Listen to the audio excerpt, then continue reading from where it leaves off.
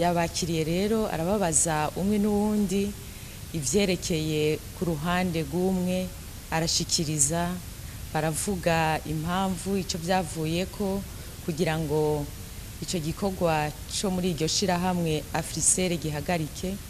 Ivyo rero vyavuzwe n'umuyobozi wa ARCT. Hanyuma wa Afrisere nawe yashikirije ibibazo vyiwe ingene ariko aragira ingorane mw'ishirahamwe ryiwe. Umuhuza w'abarundi yabumvirije bose, hanyuma arahanura umwe n'uwundi ko hoba inama n'ingingo kuri ico kibazo.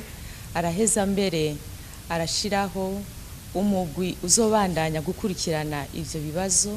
Uwo mugwi nawe ukabugizwe n'abo mu biro vy'umuhuza w'abarundi hamwe n'abaserukira ayo mashirahamwe uko ari abiri, cane cane ARCT hamwe na Afrisere.